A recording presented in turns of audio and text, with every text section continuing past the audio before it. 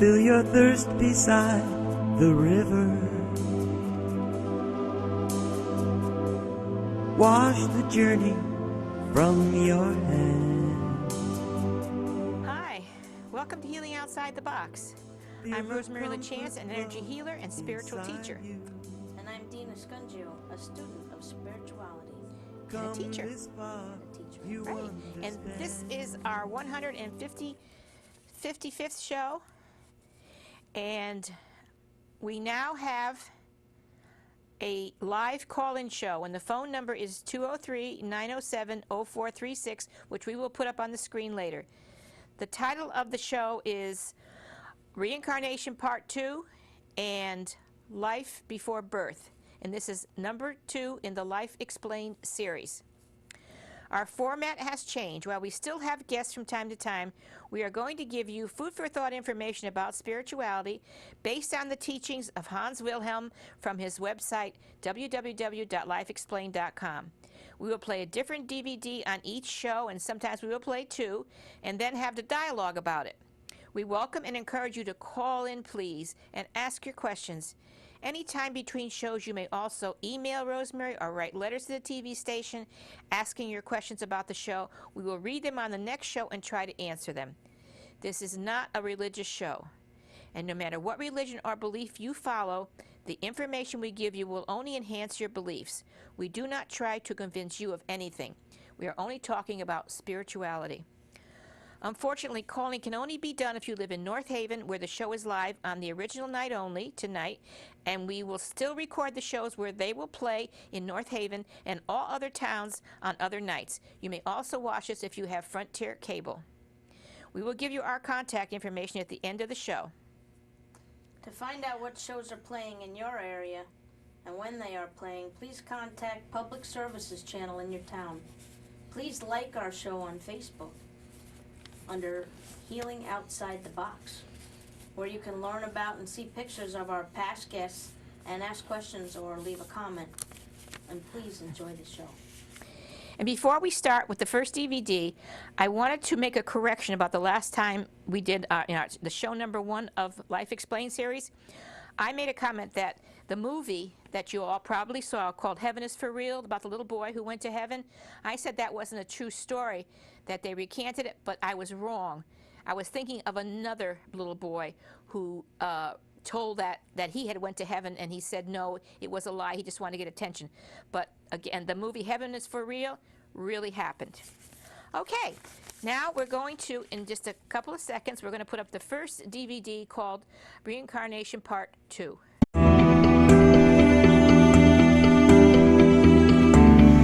Hi, I'm Hans Wilhelm. This is the second video in the Life Explained series on the topic of reincarnation. In my first video, I explained how reincarnation works. And in this video, I would like to explore with you why this teaching of reincarnation is no longer taught in our churches or religious institutions. Did you know that more than 50% of people in this world believe in reincarnation? Yes, even here in America. Our founding fathers, Franklin, Jefferson, Washington, all shared an enthusiasm for reincarnation. And so did at least a dozen of our presidents, if not more. Well, as also the captains of industry like Thomas Edison, Henry Ford, Paul Getty, and many others. What many people do not know is that the knowledge of the re-embodiment of the soul was also known to the early Christians. It's mentioned in the Bible several times. In Matthew and Mark, we find passages of how Jesus asks the question, "Who do the people say that I am?" And his disciples tell him that people think he is John the Baptist, Elijah, Jeremiah, or one of the great prophets who has come back as Jesus. And in Matthew, Jesus actually explains twice to some of his disciples that John the Baptist has been the prophet Elijah in a previous lifetime. Why would Jesus teach reincarnations to his disciples? Jesus was a Jew, and so were all his disciples. And for many Jews at the time, reincarnation was a fact of life. It was mentioned in the ancient mystical text of the Kabbalah, that teaches the soul cycle, also called the Gilga Neshamot. Even today we have several Jewish denominations that believe in reincarnation, like the Hasidics, the Shabbatniks, and other Orthodox Jewish groups. We know from the writings of the old church fathers like Origen that the knowledge of reincarnation was widespread in Christianity in the first few centuries. But why is this important component of Christ's teaching no longer mentioned in our churches of today? What happened? To find the answer to this question, we have to go back to the 6th century, to the Eastern Roman Empire. You see here the Mediterranean, Italy, you see Greece, Turkey, and the Middle East. Now, the Eastern Roman Empire at the time was ruled by a very powerful emperor called Justinian I. He thought himself as the supreme ruler of the church and the Pope, and even made it a law that nothing could be done in the church contrary to the emperor's will and command. He was a real despot, and to deal with the general war situation in the Eastern Roman Empire and the threatening danger of a domestic political religious war in what is today the Palestine area, he commanded that everybody accepted his style of Orthodox faith, which included the removal of the teachings of reincarnation. He wanted everybody to believe in one single lifetime, and that the priests, or better the church, are the mediators for the salvation of the people. Think about it. You could only go to heaven via the church. It was a powerful tool to control the people. So it was in the year 543 in Constantinople, which of course today is Istanbul, that the teachings of reincarnation was going to be banned because of pressure by Emperor Justinian I. It happened during the Synod of the Eastern Church, a gathering of bishops. But Pope Vigilius knew it was against Christ's teachings, and he strongly opposed the emperor and refused to sign this ban. But nobody can contradict an emperor for long. So 10 years later, on the morning of December 8th, 553, under severe pressure by the emperor, the Pope finally relented and made it a law at the General Council in Constantinople. It wasn't even discussed at the council. Now, but this caused a big problem for the church. They no longer could explain the basic questions of life. Where do we come from? Why are we here? And where do we go? So they had to invent totally new dogmas to fill the gap of reincarnation. For instance, they came up with things like the original sin, the creation of the soul at the time of conception, mortal sin, the judgment day, purgatory, and eternal damnation. None of this was taught by Jesus. But Justinian I didn't care. After all, he was the ruler of the church and the Pope, and he made the rules. Unfortunately, all Christian denominations that later split off from the Catholic Church, like the Protestants, the Baptist, Anglican Church, and 1,000 others, never bothered correcting this fundamental flaw. But the knowledge of reincarnation was never forgotten. It was always taught in the educated and secret societies, and it is now reaching a new revival in the Western world. Today there are more and more Christians who know about this law and are once again willing to live according to the original teachings of Christ. Now I hope you're inspired to explore more on this subject. And maybe you want to watch related videos like the one on the law of karma and how karma works. Very good. And I wanted to tell you that you can look this up in history books, or you could go on the internet and Google it, and you can find the same information. I think I posted it on a Facebook under Healing Outside the Box also. So that's how we know that it's true. It's not just, it's in the history books. So, what did you think about that? I think reincarnation is a very interesting subject, and it's been debated for many, many years. People are taught that there's no such thing as reincarnation, I think because, well, I wonder if because, you know, it's the churches teach that so that you think that you only get one chance to be good, and that this is your chance, and if you blow it, you're going to go to eternal damnation or that type of thing. Reincarnation would kind of reduce the need for organized religion. And that's why this is why he banned it in the first place. I would think some people get upset when they hear about reincarnation. They don't want to believe it's true. But I would think everybody would be so happy to know that we have another chance. If we didn't feel like we did it right, we can have another chance to do it. We can come back, or we could work on ourselves on the other side. And if we come back, we can have another family, we can start all over, we can try. Providing that we go to school a little bit on the other side and learn what we have to do, know what we have to do, and agree to do it. We are not forced to come back. We choose. Our guides and angels talk to us, our teachers, they talk to us, they tell us what will happen when we come. We get to pick our parents, and we come with this mission that we want to fulfill. But at the moment of birth, we forget all of it, because if we didn't forget it, it would be cheating. We'd only be good because we knew what we were going for. Yeah. We have to learn, again, through our instincts and through our teachers from the other side, which do filter into us. They're in our spirit and our soul. And from that, we realize if we want to do something that maybe we had done wrong in a past life, all of a sudden we'll get that feeling, I don't think this is right. I don't think I should do that. I think I should do it this way instead. And this is how it'll be through your whole life, providing when you're on the other side that you have learned what you needed to learn to come back to do this incarnation. And I think it's wonderful news. Some people are here because they need to work out their karma. Some people are here to help other people. Some people are here to teach. There's all different reasons. Some people are here to help other people who had some karma to work it out. Sometimes when babies are born and they pass away at birth, or they pass away shortly after their life is done, people don't want to hear this, but it's true. That baby only had a short mission in life. And part of his mission could have been to show the parents what that is like, and so that they will learn it and they will be able to deal with the loss of a child or something. Maybe I don't want to give a reason why this might have happened, because there could be all kinds of reasons. But if people could remember, all this that happens is only for the good of our soul, only for our learning and teaching. And we'll be together again. And we have a spiritual family on the other side.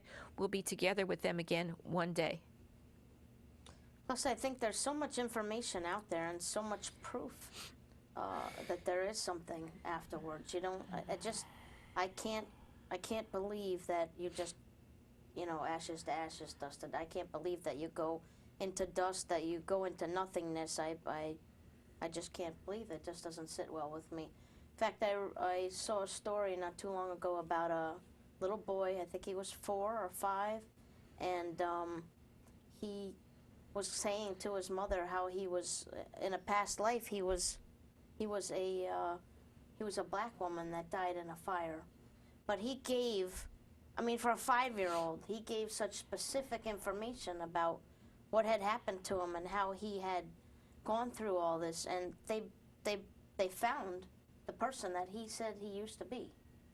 He was a little white boy, but in the past life he was a black woman that died, and if they actually found her in the histories of where he was saying this area was, I believe, was Chicago. They didn't find her personally. They found well, about they her. Found about her. They yeah. found her name and all. Right. He only remembered the first name, but they found a person with that name that died in that fire. Wow, isn't that and amazing? And then after, he got it all out of his system, he forgot about it. Yeah. A couple years went by and he forgot all about it. He didn't even remember it. Because when we're fresh from the other side, we have a lot more memories. That's why as children, we see spirits, we speak with animals, we see nature spirits, all that stuff, because we're fresh from the other side. But as the earth, the heaviness of the earth weighs down upon us, slowly we forget. Some people don't, but it depends on how much they've studied and how they've grown on the other side so they don't forget. But most people do. Well, I remember when I was little, what was I, maybe 4 or 5, and I used to have nightmares of falling off a boat and drowning in the water and looking up and seeing all the people looking over at me as I sunk down into darkness, and I would have that recurring nightmare. And I remember you saying, "Oh, where does this come from? You have no notion of what boats even are, anything like that." And then slowly it faded away, but it's still back in my memory somewhere that something happened, because I was terrified of boats. I would never get on Grandpa's Right, boat. right. Never get. I wouldn't set foot on that boat till I grew up. Till I grew into a. I wouldn't go on a boat until I was actually a teenager. I was terrified, and there was no basis for the terror at all. None, except for those nightmares when I had when I was That's right. a kid. So some people have those kind of reoccurring dreams. They can always visit a psychic or someone who can help them with that, who knows about spirituality, who believes in reincarnation, and they can have past life regressions. I know that I had some problems, and I went to a past life regressionist. I had about 3 or 4, I had 4 past life regressions, and they really helped me with my life now, learning about why I feel the way I do about things and what happened, and and everything. And it was really a big help. So that's something that you might want to look up, a past life regressionist, a good one.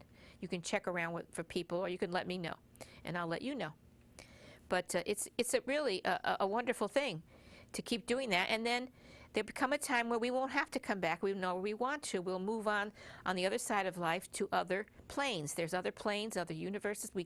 Other planets in the universe that we don't see from the Earth, places we could go. There's spiritual planets, and we can just keep rising higher and higher until we get it all right and we can go back home to heaven. That's how it works. Because if it didn't, to pass away and then go right to heaven, not having learned anything on this planet, what is the sense of life? What is the sense of being here just to gather material things and then pass away, and you can't take them with you anyway? So it's about love. We haven't found a way to take them with us. Yeah, they're still trying that one. But that's I think I mentioned this on the first show, and I don't want to be redundant about the fact that we learn and we grow, and it answers the question that life is fair to everyone. Life Not is just what? some people. Life is fair. Oh, fair. Because they say, why is someone born and they live to be a ripe old age, and someone dies at 10, and another person is crippled, or another person is mentally retarded, or another person is born with a terrible illness? How does this happen? Or seemingly a person who seems so good passes away at a young age. You say, oh my God, they were so good. What did they ever do? This person who seemingly seems really bad lives to a ripe old age. Why is that? Those are the reasons. That's all he had to do here. And being on the other side, everybody thinks death is a terrible thing. It's not. It's not.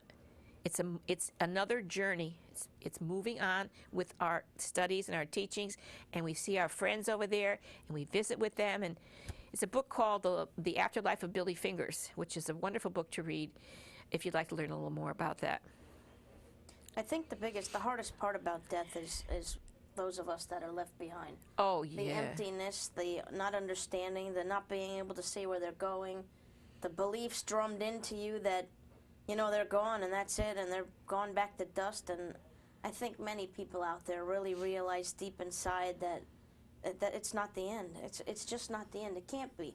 I mean, I believe in soul travel. I believe in out-of-body experiences because it's happened. I've had it happen to me. I've had my brother who passed come back and see me. I've had my grandmother come back and see me. My dogs came back to see me. Took time, but they all came back, It just isn't the end, and I don't think it's a figment of your imagination. No.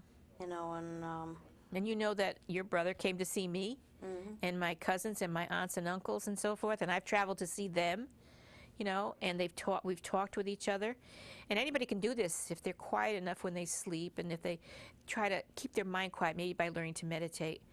I'm trying to remember what we told you on the first show, and I don't want to, repeat it all over again. But in case you missed that first show, this is good because it'll review it, somehow for what we had said before. So I think people should be happy. And the other thing is, if people say rest in peace, well, they don't rest. We don't rest. We go on and we learn and we grow and we have fun on the other side first. And we enjoy our relatives and friends that we haven't seen in a long time.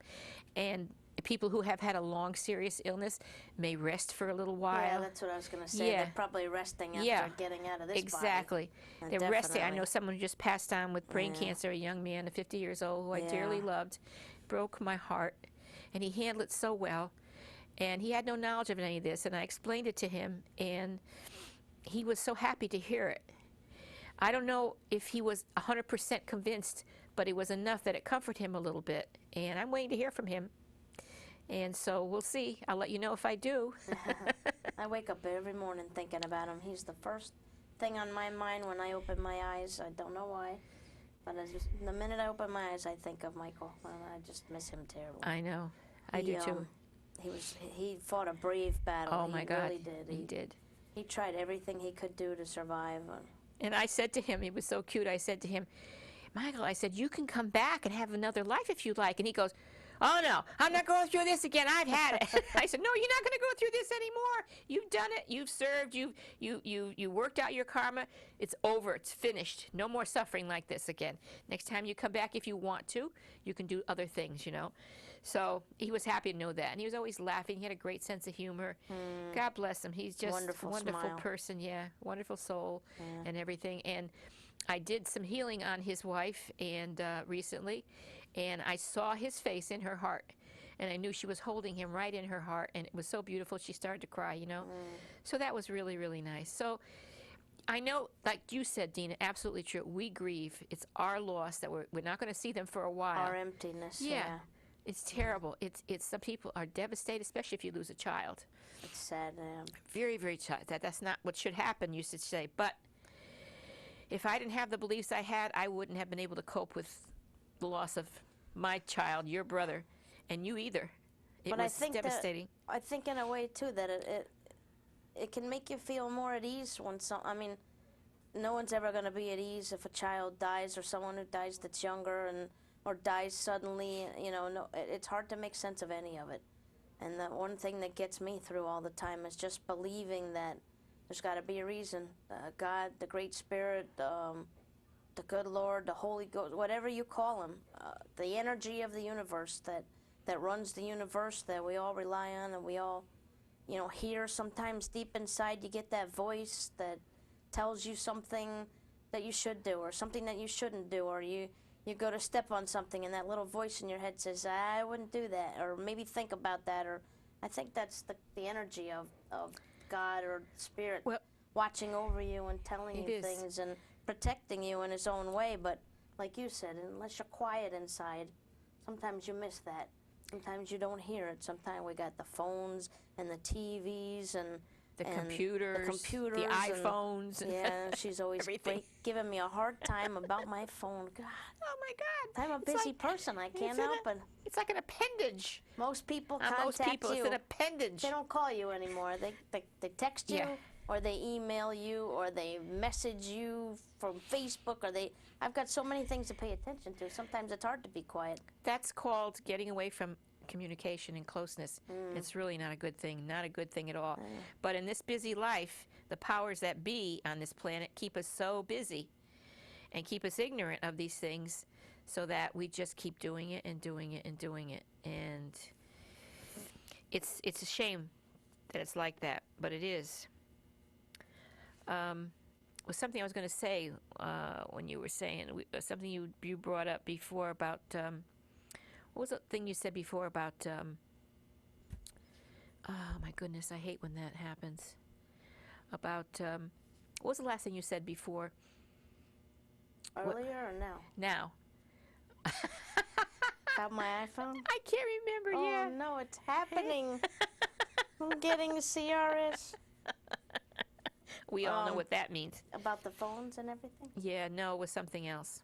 I can't remember. But anyway. Cut, roll it, go back. Yeah, re-roll it, yeah. Another thing I have a really, really hard time with is what I've heard called limbo. I didn't grow up in the Catholic Church, you know, but I've gone from time to time and I've heard it said, and I just can't agree that a child that is born through and is one of God's children, and God is all loving, and that he would, if you don't baptize your child, put him into limbo, eternal nothingness. His child that he loves is going to send out into a plane of nothingness where they're floating. I just can't. I can't believe it. I can't sit with it. It doesn't sit with me. It doesn't. Well, let me give you this food for thought. And I know that people are going to disagree, but That is the Catholic way of keeping people tied to the church. Other religions don't baptize until the person is old enough to make a decision for himself and decides he wants to be baptized. I didn't have you two join any religion because I wanted you to grow up and decide what you wanted to do. I was in the Catholic Church and I left the church. But it's a way of, you baptize before the child knows anything so that you then are a member of the church and you grow up with all the teachings. And by the time you get to a certain age, you decide, well, you know, you believe everything. You don't want to move from that. And it's also a very easy way of living because you don't really have to account for your sins except to go to confession and then Well, say that's another thing I don't believe in, because I think that a lot of people go to confession and think that it wipes the slate clean, and then they can go out and do it again and then go to confession and it wipes the slate clean again. It's just not that easy. It's not that simple. You can't go out and do things that are wrong and say, well, you know, I'll atone for it when I go to church on Sunday. It doesn't work that way. You have to decide to be a good person, a person of excellence, a person who holds the door for another person, a person who picks up something on the ground at work because it doesn't look good, you know, a person who dresses well and takes care of themselves and takes care of their surroundings. You have to hold that inside. You have to go that extra mile to maybe help someone up the stairs if they can't make it, or hold the door for someone who's having a real tough time moving, even if it takes 10 minutes and you know you might be a minute or two late. All those things matter. And I like the pay it forward thing too. Pay it forward. We just did that today in the car. We paid it forward. That's a nice thing. And being kind and generous. And I remember looking at someone who came into my store once, and she was so angry about something, and she was just ranting and raving. And I looked at her and I said, "Who hurt you so badly that you feel so upset, you know, with your life and everything?" And she looked at me, and her face changed, and all of a sudden her eyes filled up with tears, and she started to cry. And I said, "Oh, no, no." And then she started to tell me about some things that had happened to her life and how that had angered her and made her an angry person. And from then on, she used to come in and talk to me, and she changed her life around. You know, she realized. So yeah, you're right. It doesn't do, that's what we have to learn. Just saying, okay, I did this wrong thing, confessing, and it's over, and then go doing it again. What have you really learned? You haven't learned anything. And that's what the point is to learn. And then to live a life where you really haven't done anything nice. You haven't been nice to people or anything. Or animals. Or animals. And you've committed these so-called sins. And then you get the last rites and you can go right to heaven. No, I don't think so. It doesn't work that way. No, you have to learn things. You know, you have to learn. So, I mean, organized religion has its place, I'm sure, and it helps a lot of people. And listen, believe in something. If you know, not believing in any God or anything like that is much worse than believing in some religion. That's fine. But there are certain people who find that it doesn't give them enough, and they go out and try to find more. And I'm one of them, and you're one of them. Yes, and I've got a friend at work too that he wasn't happy with what he learned, and he went out and started learning as much as he could all about religion and all the religions, everything. That's what I did, yeah. Judaism or the Jewish religion, Protestant, Muslim, all of those, everything, yeah. And you know, he hungered for that information. Yeah, then you can make a wise choice, and you can follow it. And then when it doesn't serve you anymore, you can move on to something else. That's what I did. I stayed for a while, and I said, no, this doesn't sit right with me yet. And I moved on until I started reading the spiritual teachings of all the masters and so forth. And I came to a place where I could get the information that worked for me. And the first thing that worked for me was reincarnation. It answered so many questions that I had and the belief in it. So, yeah, I agree. I'm finding out more and more now these days, too, that many people are actually going to non-denominational churches. They're finding out that, you know, they're more comfortable in a non-denominational church where they can learn about the Bible, learn about the history, and be with like-minded people and you know, worship their God, you know, their God himself, in their way that they feel most comfortable. You know, a lot of people don't feel comfortable with organized religion as it has been in the past, and I think there's a new age coming about, and you know, people my age and younger are starting to go back to church more and more.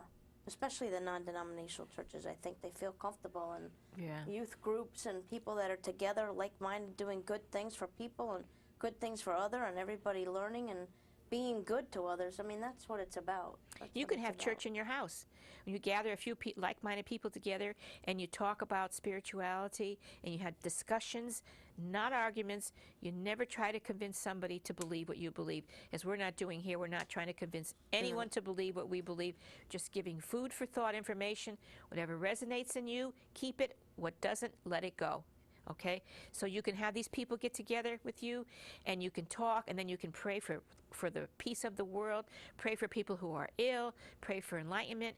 Anybody can have church. Church is not a building, it's a group of people getting together to pray and to send out love and peace into this world. So, any more on this? Or? I think a lot of people get angry. They get angry with God. I don't always like to say God. I like to say the Great Spirit, the energy and everything.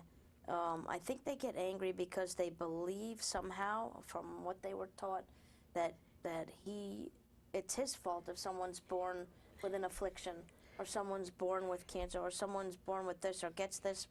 And I think, as you explained to Michael, we decide what we want to do to work out our karma when we come here. It's we free decide. will. It's called free will, free right? will. God doesn't free take will. us. God doesn't take us away. We have chosen that time. We chose what we come in to live. I mean, things can change while we're here, or we can change our path. We can, maybe things happen that, we learn at a faster rate than we thought we would, and some people are healed, and it all, it depends on what you believe and what you practice. But I mean, the choice is yours when you come into this world, what you want to live with, and it's hard to understand when you don't see where we're going and where we came from. A good movie was that God Is Not Dead. That was a good movie. Did you see that? God Is Not Dead? It was a good movie. I think so. Bringing up that point. The little boy? No, the man, the teacher. Oh, Matt Damon, Yeah. that movie? With that Matt No, I Damon? don't think he was in it. He was a teacher who didn't believe in God, and he wanted everybody to write reasons no, why I they didn't didn't see believe that. in him, and this one fella did, and he was going back and forth to teach. That's a really good movie, and there's coming up with a sequel to that too, and there is a God or something. I don't remember the title, but if you look on the internet, you can find it. I think I saw something about that. Yeah, they're very good movies. All right, well, we'll play the second video, which is Life Before Birth, and that'll explain some of the things that we're trying to talk about, and then we'll talk about that when it's over.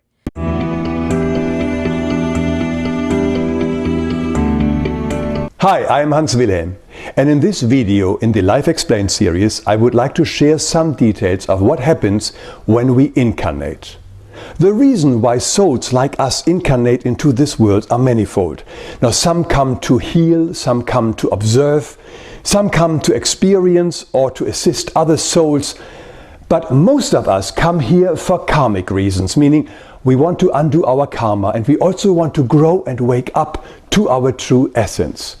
Now, planet Earth is a magnificent schooling ground for that, because on planet Earth, souls from all different vibration and consciousness can incarnate. Normally in the spiritual world, we are surrounded usually by souls of similar vibration like ourselves. But once we are here on Earth, we can learn, mix, mingle from other souls of different awareness and different consciousness. It's a very unique and special place, and it's also a very beautiful planet. Now let's look what happens before we incarnate.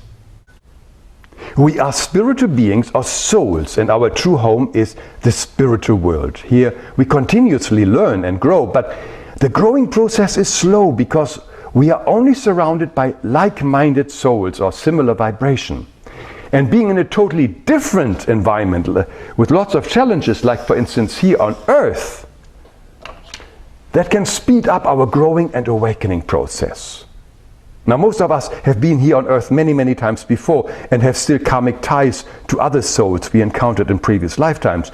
So when we decide to return to Earth, we very carefully discuss and plan our visit with our spiritual guide or guides. There may be more. There we will show a rough outline of our life. It's sort of like a riverbed with all the twists and turns There are all our challenges, and all these challenges and difficulties we will see in pictures. We will agree to them prior our incarnation, because we know they will help us in our growth and what we want to achieve. And to assist us during our visit, some souls with whom we are very close may join us. They can be our future earthly mother, father, relative, friend or spouse. And most likely we have been together on earth many times with them before and may even have karmic ties that bind us together. Now, in addition to clearing up past karma, we also want to develop divine qualities again, like love, peace, compassion, and mercy. Now, let's say, as an example, we feel that we are by nature a bit cold, not as loving as we like to be. And we decide in our future life we really want to learn love. According to the universal law of attraction, we can only be attracted to a mother and also a father of similar vibration. So in other words, we will be born to parents who also have trouble expressing love, just like us. They are the same vibration, like attracts like. So our parents have the very same vibration characteristics as we have. Prior to our actual birth, we will try out our future bodies a few times to see if it fits in mommy's tummy. Now, that is always when the baby is kicking in the tummy. That's when the soul is actually in the embryo and try out if it fits. But we fully connect and bind with the body only at the actual birth, when we take our first breath. Then the soul and body are united. And here we are. Now let's make a little baby pram here, and there we are. And we are very unhappy, because after being born to parents of similar vibration, we are now painfully reminded and exposed to a behavior pattern that mirrors our own character. And as a young child, we will deeply crave for love and affection, and may experience the very same environment that we may have given our own children in past lives. You see, the parents in this lifetimes could easily have been our own children in the previous lifetimes. Now see what happens when we grow up and grow a little bit bigger. The pain of lack of love is deeply felt in us as a big, big void, something lacking. But now look what happens as we grow up. And when we grow up, this very void, or this lack in our childhood, will now become the source and spark that ignites our passion, our driving force. The stronger we perceive the void, the stronger the drive to compensate, the stronger the passion. Therefore, children that grow up in very cold homes can become very passionate and loving parents themselves. And due to their increased passion or drive, they are now able to find and give an enormous amount of love. So instead of hoping that we had the perfect and ideal parents or home, when we grew up, we should rather look at what we think was lacking according to our own perception, and then turn this lack around and let that energy become our passion. For instance, children that think they grew up in extreme poverty may develop a strong drive for wealth and sharing that wealth. Whatever we perceive as a lack can become our driving force. Now, once we understand this dynamic, we will no longer blame our parents, but instead thank them for having given us the most perfect environment for our unique growing and awakening process. Well, I don't know about you, but the more I study these incredible laws and dynamics in life, the more and more I am at awe about how the spiritual world is helping and assisting us to succeed at every turn in our life.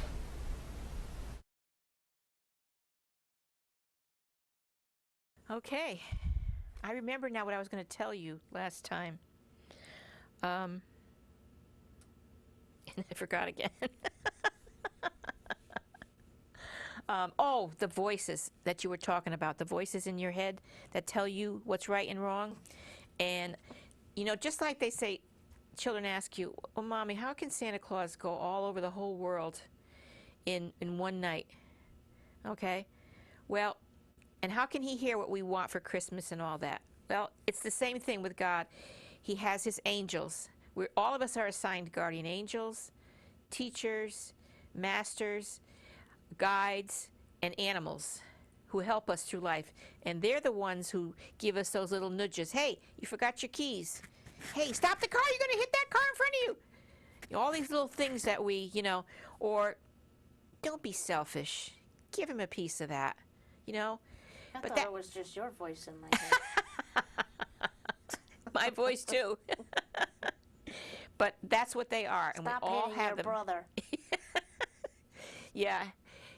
MD, help Dina.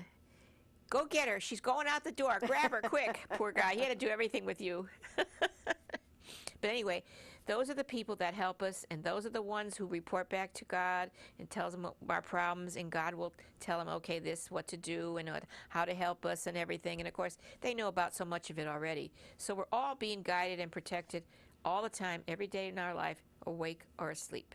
It just depends on how aware you are of Right. how much you listen.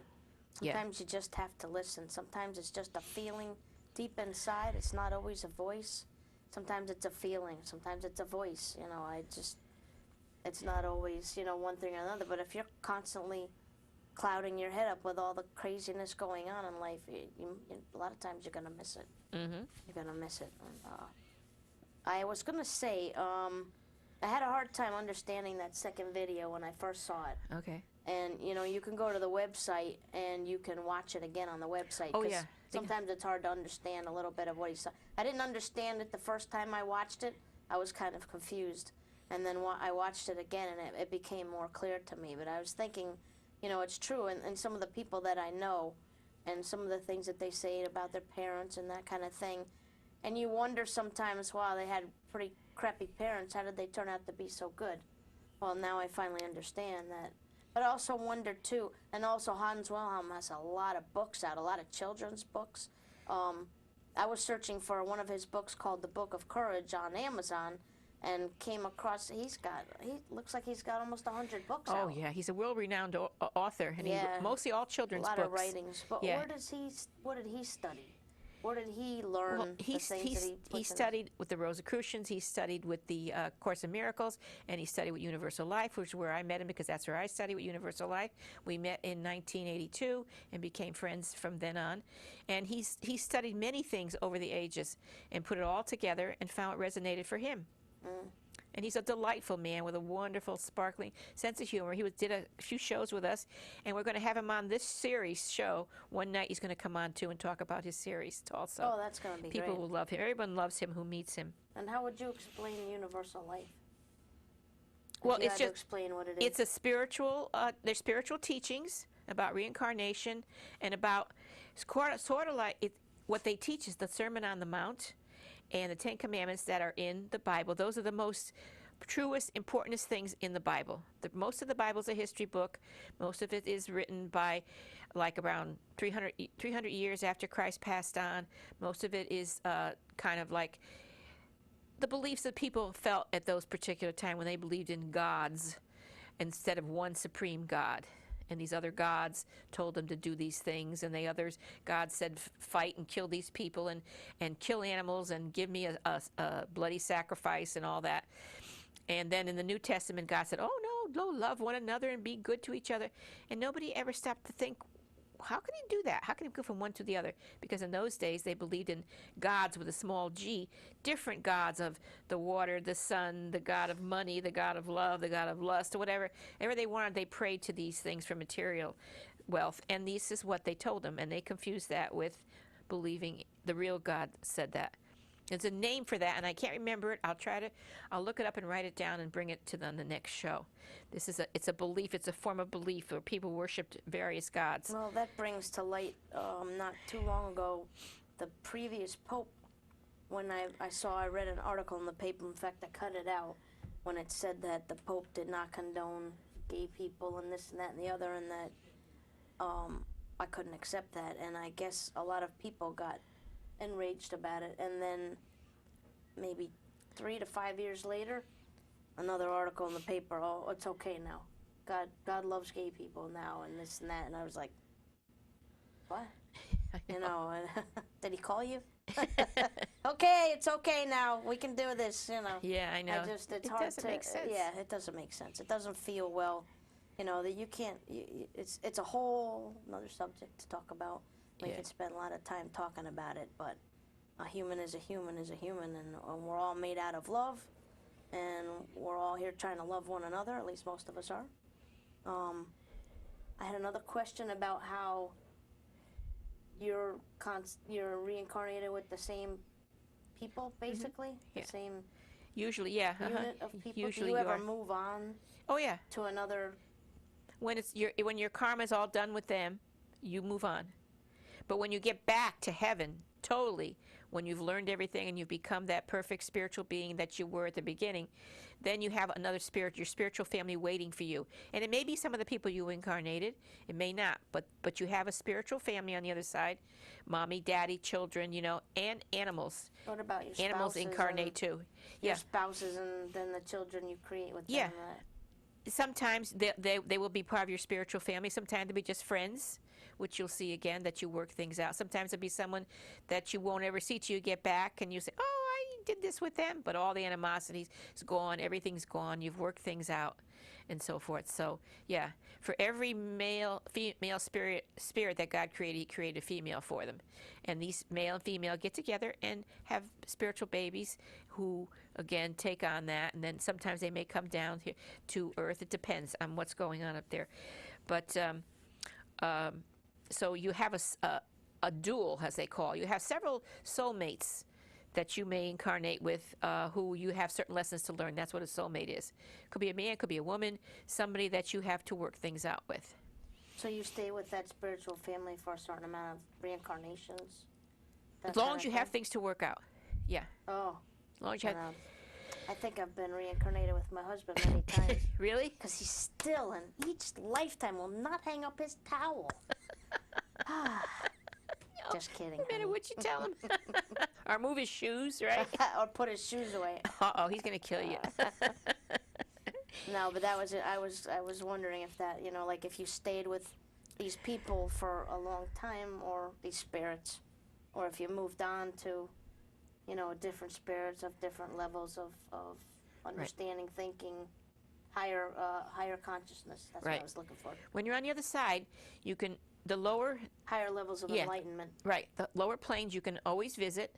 The people that you knew that are only there, you can visit down. You can, if you're on a higher plane when you pass over that you've learned a lot of things, and they're in a lower one, you can go visit them. But they can't come up until they've learned what they need to learn to move up. So that's how it is. Sorry, not allowed. You're so bad. Oh my God. So, what's the password? Speaking of that, I might have said this before, but I had some unsolved problems with my mother, and it was something like what Hans spoke about the lack of love and everything. And when I was told that we didn't get along because I had the same kind of characteristics she had, I said, no way, never way, nope, don't believe that. But as my mind started to open, I realized I did. I said, oh my God.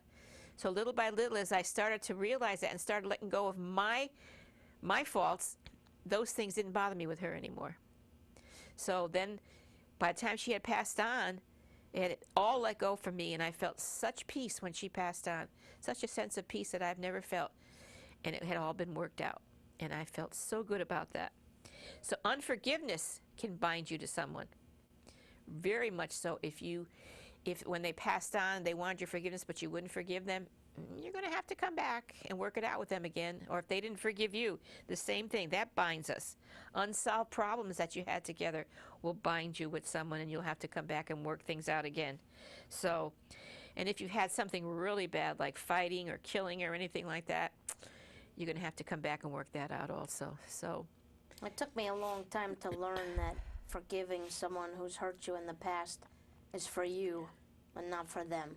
It's for you so that you can move on, because I've heard it said it's holding anger inside is like drinking poison and expecting the other person to die or get hurt That's from a good. it. That's a Yeah. good analogy. Yeah. It is, and I've tried to Very good. keep that in my head because sometimes it's hard to forgive someone who's hurt you really bad. You know, an abusive parent or an abusive spouse or something like that. It doesn't mean that you forgive them, all's okay, we're going to merrily roll along. It means that you need to move on. Not necessarily with them, hopefully not with them if they're, you know, physically abusing you, but move forward. Forgive them and move on so that you can get rid of the anger and the depression, everything else that you hold inside of you, because it won't do you any good. It is like drinking poison. It brings you down constantly because you spend more time thinking about it and worrying about it than you do moving on to more important things in your life, things that are important for your growth, your spiritual growth. You may not be able to forgive the act or what they did, Right. and you can say this is totally unacceptable behavior, but you need to forgive them and see them as a child of God, just like you, equal in value to God, just as you are, spiritual and beautiful, just like you are. You have to see that. That's what we all are. Excuse me. Right, but they're at a different level of learning than you are. That's right. That's why the road Different back level home. of enlightenment. Yeah, the road back home, people are walking it, but they're in different paths on the road. They're in different parts. Some are way up there, some are way in the back, some are whatever. But we're all just leading each other home. We're all helping each other to get home. Yeah, I agree with that.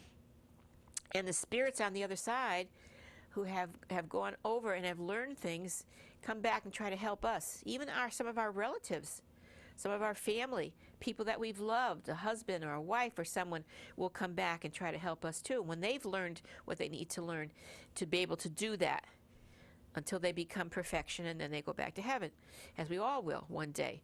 That's why I don't believe in the concept of hell. You talked about limbo.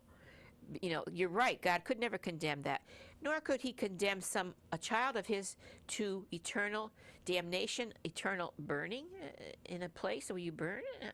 Would you do that to your child? I mean, people's children have done some terrible things. Some terrible things to them, some terrible things to other people. There are people whose children have murdered, and the parents still love them. Could the parents condemn them to death? No, they couldn't do that. No. How could God, who is so perfect, who loves with a love that we can't even imagine, totally unconditional, how could they condemn us? Any of us. How could he condemn any of us to something like that? I've come to the thought where I've been able, in my mind, I mean, I think for myself. Nobody's told me this. I just feel for myself that sometimes when people are born with afflictions of some kind, that maybe it was in a past life that they were terrible. Like, you know, take for instance the person who went into the Pettit family house and killed the family and set the house on fire. Terrible things like that, terrible, all in the name of money.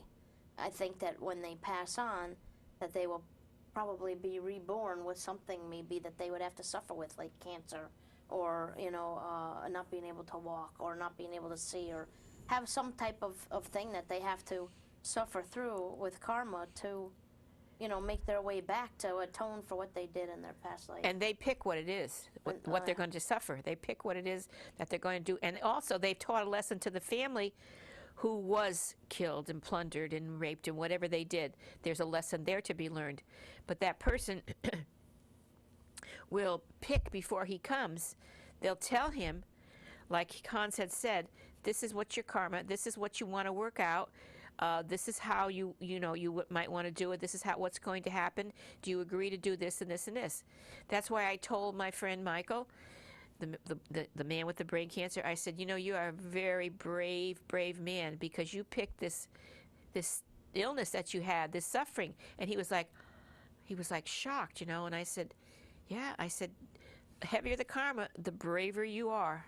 So when you see someone who's afflicted or suffering from a cancer or some horrible disease or whatever, look at them with admiration, because they picked it, they chose it, and they're working it out and they're learning. And you just tell them, you are so brave.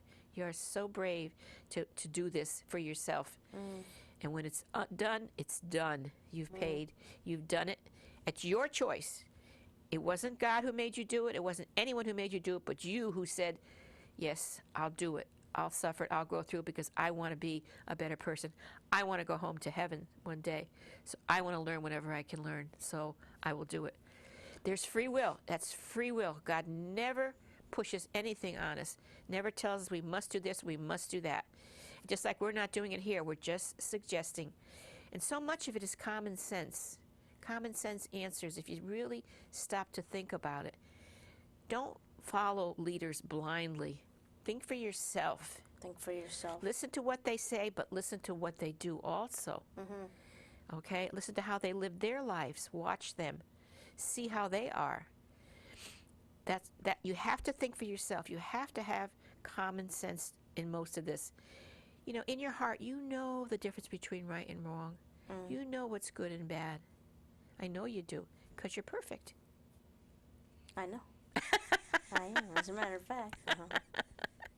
You were going to say something? I was going to say that I think that, you know, I may have said it in the last show, but I believe that every religion has a piece of the puzzle, but no one has the full puzzle. Exactly. You know? And I also think that it's good to go to a church. It's good to get a handle on the Bible, to know what's in there. It's a history lesson, that's for sure. Yeah, to it know is. how things Bible's a came wonderful about. history book. There were definitely prophets and prophetesses in the past, and things that are said that ring true. I mean, everybody takes the Bible differently and takes what out of it what they feel feels good to them.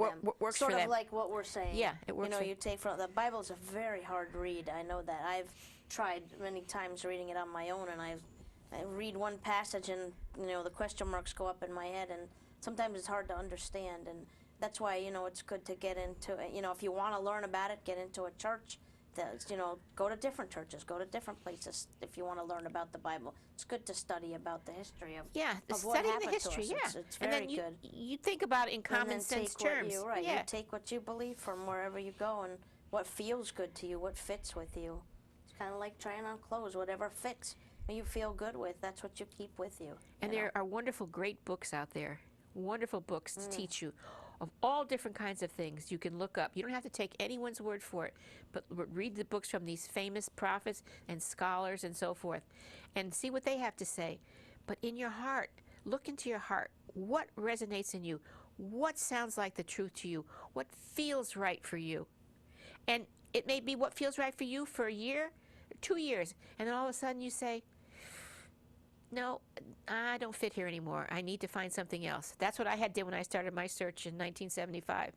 Place to place, person to person, book to book, until I came to a place where I said, no, it doesn't work for me anymore. It's time for me to move on. I've talked to a lot of people that have said the same thing. You know, a lot of people have moved on to what feels good and what doesn't feel. And some people stay where they are, and, you know, that's up to you and how you feel and what you want to do. But, you know, you have to go with what feels right to you. Not what you're feared into thinking, but what you feel is right for you and your Don't soul. do anything out of fear. Don't do it. Just remember, God loves you unconditionally. A love you can't even imagine. And you'll know again someday. We're going to have to say goodnight now, and we're going to give our contact information right now. To learn more information about this show or any of our past shows, please contact us at whitebuffalo@comcast.net. That is our email. Or to call me, Rosemary Lachance, phone 203-627-7966. Or please go on my website. There's tons of information there, www.rosemarylachance.com. Or to write a letter, write to NHTV, 127 Washington Avenue, North Haven. We're Fill also your under thirst Facebook, beside on Facebook the under Healing river. Outside the Box. And be good to each other. Yes. That's the most important thing in Love life. one another. Love Try. one another and take care of everybody. Good night. Thank you so much for joining us. Feel the comfort flow inside you.